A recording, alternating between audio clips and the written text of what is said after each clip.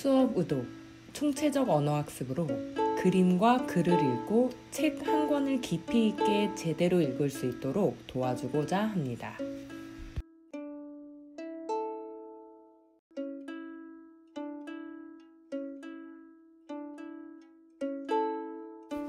사용한 텍스트는 이웃집에는 어떤 가족이 살까입니다. 그 아이들에게 질문을 이렇게 받으실 때도 있지만 선생님께서 미리 질문을 준비해서 이렇게 보여주시기도 하시잖아요. 네. 이거 선생님이 그 책을 읽으면서 그냥 스스로 이렇게 생각나시는 것들을 이렇게 적어주시는 건가요? 아니면 혹시 연속 질문 기법이라던가 이런 거에 맞춰서 좀 패턴 같은 게 있을까요? 그게 지금 여러 가지가 있는데요. 아이들한테 제가 질문 만드는 거를 은연중에, 그러니까 곳곳에서 하는데, 이제 이런 거를 할 때도 하는 거죠. 그래서 친구들아, 여기서 궁금한 거 말해봐라고 해서 아이들 질문을 일단 다 이제 얻고요. 그다음에 제가 책을 이렇게 검토를 하자면 무슨 책 내용인가 이렇게 볼 때 머릿속에서 딱딱딱 떠오르는 질문들이 있죠. 그 질문들 가운데는 이 전차시에 우리 이러이러한 걸 활동하는데 그때 요런 거랑 연결하면 좋을 것 같아 라고 하는 거는 이건 우리 반만의 그 히스토리잖아요. 그죠? 그래서 지난번 수학 시간에 요거 한 거가 요거랑 요게 맞는 것 같아요. 그러면 그 질문을 여기다 넣고요. 그 다음에 이게 내용을 검토해 가면서 바로바로 떠오르는 그런 질문도 있고요. 그런 질문이 굳이 없을 때는 이제 권진아 선생님 말한 것처럼 억지로 그 연속 질문, 이렇게 연속 질문이라는 건 아이들이 한 질문에 대해서 계속 이렇게 주고받고 하는 그런 질문이기 때문에 연속 질문 자체를 미리 만들지 않고 아이들이 어떤 거를 했을 때 제가 그때 그건 뭐 수시로 언제든지 할 수 있는 거라서 일부러 만들지는 않아요. 중요한 것은 이 질문들로 어느 방향으로 내가 끌고 가고 싶은지에 대한 아까 제가 추론이라든가 책 제목과 아이들이 한 그 내용이 이렇게 이어져서 계속 이어가게 하고 싶다라든가 하는 그런 것들에 대한 저의 어떤 중점 사항은 있겠죠. 그렇다면 거기에 초점을 맞춘다든가 아니면 아까처럼 어느 집에 그러니까 어느 색깔을 좋아하니 색의 포인트를 맞춘다든가 뭐 이렇게 자기가 이렇게 관심 갖는 거가 있잖아요. 뭐 거기에 맞춰서 질문들을 만들어 놓죠. 그러다 보면은 내가 만든 질문과 학생들이 만든 질문이 아까처럼 이렇게 겹칠 수도 있고 아닌 것도 있으면 저렇게도 만들구나 하고 아이들한테 제가 또 하나의 모델을 보여주는 격이 되는 거죠. 그래서 애들이 질문 만드는 수준이 높아지고 좋은 질문을 가려낼 수 있는 것도 자연스럽게 이렇게 배워들도록 하는 그렇게 하고 있습니다. 네, 고맙습니다. 네, 또 다른 분은요? 네, 도움이 되셨는지 모르겠네요. 답이 됐는지 모르겠어요. 정답은 네, 없죠. 네. 듣고 나서의 제 이제 생각은 이 책이 좀 뭐라고 해야 될까요? 그 선생님이 진행하신 거 보니까 되게 가족을 매우 입체적으로 좀 들여다볼 수 있게 해주는 것 같아요. 그래서 굉장히 다양한 측면의 그 가족의 모습을 들여다볼 수 있게 해주는 것 같고 이제 사실 제가 이제 도덕 4학년에 보면은 사랑이 넘치는 뭐 우리 집에서 가족 단원 있잖아요. 5월에 보면 지금 그걸 가르치고 있는데 이거 조금 빨리 선생님한테 들었으면 이 그림책을 가져다가 수업 시간에 좀 더 활용을 하면 어땠을까?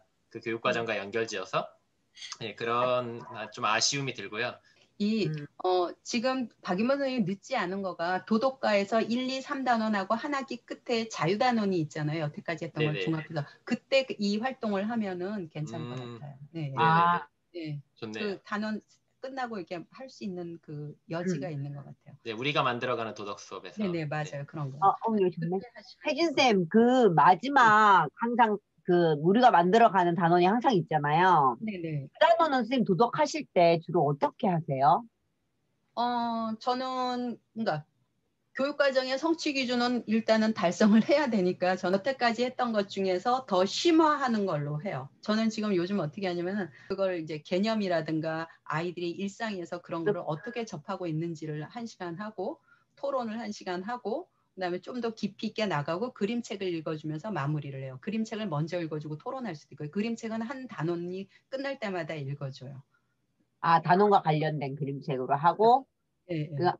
그럼 그 마지막 단원은 심화 뭐 복습 이런 걸로 마무리를 하시구나. 아니면 이것을 이렇게 어우르는 것도 있을 수 있겠죠. 그 그림책을 읽을 때 그림책을 읽어줌으로써 앞에 했던 것들을 심화하고 그거야라고 이렇게 하는 그런 경우도 있고 그림책을 읽어주면서 여기서 주제와 관련한 것을 토론을 하는 경우도 있고 또는 지금까지 한 거를 싹 갈무리를 하면서 그냥 감동만 얻게 그 느낌만 하고 이렇게 감상만 하도록 하는 걸로 이제 앞에 쭉 하고 뭐 끼키야 뭐 10분이면 우리 다 읽으니까 그 정도로 하고 내 마무리 생각 쓰는 걸로 할 때도 있고 그래서 책을 듣고 보는 데는 가급적 아이들이 막 큰 부담을 느끼지 않고 그대로 그냥 느낌만 가져가도록 하는 것도 저는 책을 읽는 것 중에 하나라고 생각을 해요.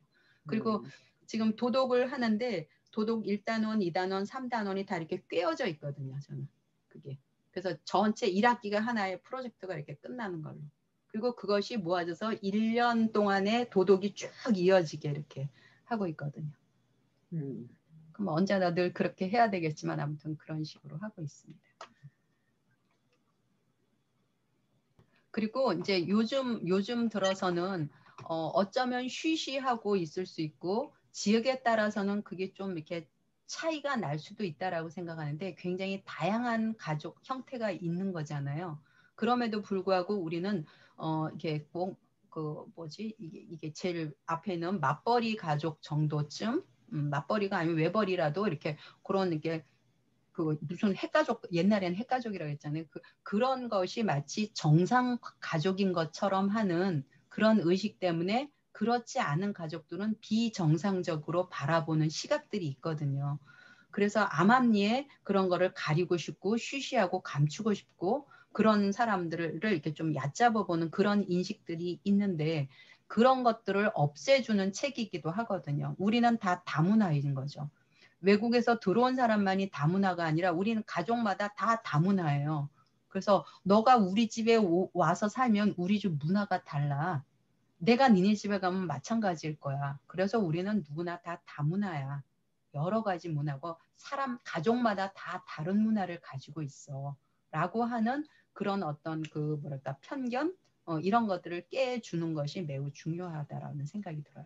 그래서 뭐 이렇게 살다가 헤어질 수도 있고 다시 만날 수도 있고 하는 이런 게 다 나오거든요. 여기서. 그래서 어떤 분들은 이 책으로 하면서 그런 걸 하면 아이가 상처를 받을까 봐 그런데 저는 그렇지 않다고 생각을 해요. 요즘 아이들은 보기보다 세거든요. 그리고 그렇게 더 심하게 되는 그런 사회로 나가면 나가지 그게 거꾸로 옛날처럼 돌아갈 일은 전혀 없거든요. 그래서 이런 것들이 아무렇지도 않게 괜찮아 그럴 수도 있어 라고 하는 거를 아무렇지도 않게 선생님이 의식 자체를 주변 문화에 그렇게 뿌려놔야지 그 아이들이 자라나갈 때 그런 걸 갖고 이렇게 뭐 이렇게 얕잡아 보거나 부끄러워하거나 하지 않을 수 있다라는 생각이 들어요. 선생님도 그 중에 하나야. 다문화야. 선생님도. 다문화가 아니라 우리는 다 이미 다문화인 거죠. 근데 우리나라의 다문화라고 하는 말 자체가 잘못 이 개념화가 되고 인식화가 됐기 때문에 그런 것도 없애야지 될 필요는 있을 거라는 생각이 들어요. 그래서 이제 교사가 어찌 보면은 교육과정에 드러나 있는 것도 우리가 이제 제대로 가르쳐 주려면 시간이 너무나도 모자라지만 이 아이들이 살아가는 앞으로 미래에 살아가야 되는 또는 현재에 살아가는 이 시점에서 얘네들이 갖고 있는 어떤 의식의 저 밑바닥에서 보이지 않게 차별받고 억압받고 움츠러드는 것을 쫙 펴서 아무렇지도 않게 떳떳하게 다 이렇게 할 수 있도록 하는 거가 없을까 하는 걸 늘 이렇게 눈 뜨고 잘 찾아보면 너무나 할 게 많거든요. 그래서 그런 것들을 그림책을 통해서 할 수 있는 강점이 있는 거죠. 교육과정에 다 풀어내지 못하니까. 역량만큼이겠죠, 이제 그런 거는. 이렇게 뭐 연수를 듣거나 뭐 선생님께 이렇게 듣고 나면은 그림책으로 나도 한번 해볼 수 있겠다라고 생각을 해서 딱 이렇게 찾아보는데요. 생각보다 질문을 엮어내는 게 쉽지가 않은 거예요. 그래서 단순히 이제 읽어주고 뭐 느낌 공유하는 정도만 하다가 많은 경우도 있어서 그림책이 참 쉽지는 않은 것 같아요. 책을 고르는 것도 어렵고 또 책을 고르고 난 다음에는 내가 여기서 이 아이들한테 어떤 거를 이제 중점을 둬서 가르치고 또 그렇게 위해서 어떤 질문을 엮어갈까가 참 쉽지가 않아서 그림책 각기 다른 것에서 담지 못하는 것을 융합해 준다 그럴까요? 굉장히 많은 것들을 종합적으로 뭔가를 스며들게 하고, 특히 이제 두이가 말하는 뭐 두이의 얘기를 빌자면 그림 하나하나가 작품이잖아요. 일단 앤서니 브라운의 그림이면 뭐 이게 그 작가들의 그 그림 하나하나가 작품인데, 그 작품을 내가 한 장도 아닌 것을 최소 20쪽 이상을 내가 작품을 대할 수 있다는 것. 그리고 그 사람들은 이게 줄글로 써는 거 말고 그림으로 이야기를 하잖아요. 그림에서 그런 것들을 담아내기 때문에 이제 저학년일수록 또는 사람들일수록 그러니까 말하기 귀찮아지만 느낌으로만 느끼고 싶은 사람들도 많거든요. 그러니까 그런 것도 다 충족을 시켜준다는 거죠. 우리 교과서는 다 텍스트로 되고 말로 다 해서 그게 아주 그냥 뭐 만천하에 다 샅샅이 드러나야 직성이 풀리는데, 이 그림책은 그런 부담감을 그러니까 그런 부담감도 줄여주고, 그런 것을 낱낱이 드러내는 것을 그러니까 잘 하지 못하는 그런 특성을 가진 사람들한테도 이건 굉장히 좋은 도구이고 교재인 것 같아요. 그래서 그림책은 이렇게 이제 천천히 친해보면 와, 이래서 그림책 하는구나 하는 걸 느낄 수 있을 거예요. 그림책을 읽으면 요거는 어떤 때 읽으면 좋겠다. 그리고 여기에서 내가 탁 떠오르는 그런 생각, 또는 이런 걸로 어떤 활동을 하면 좋겠다. 또는 질문 떠오르는 거. 그러니까 그때그때 따라서 한 거를 다 이렇게 글로 썼어요. 이런 거를 동시로 나타내 보기, 그 다음에 이런 걸로 뭐 만들어도 보고, 그림으로 그리는데 그냥 그림을 그냥 그리지 말고, 저 예전에 한 20년 전에 아이들 노트 몇 권씩 걷어난 거예요. 거기에 보면은 거기에 가장 인상적인 그 컷 그림을 아이들이 그리고, 그러면 애들은 그림만 보고 아, 이게 무슨 책이야 이렇게 아는 거죠. 그리고 자기 이제 생각 뭐 토론한 거 뭐 이런 거 옆에다 쓰고. 그래서 그러니까 요즘 뭐 사진 딱 캡처해서 놓으면 되니까 편한데, 옛날에는 다 이렇게 그렸거든요. 그럼 그림만 보면 자기가 이 책이 무슨 책인지 바로 딱딱 알더라고요.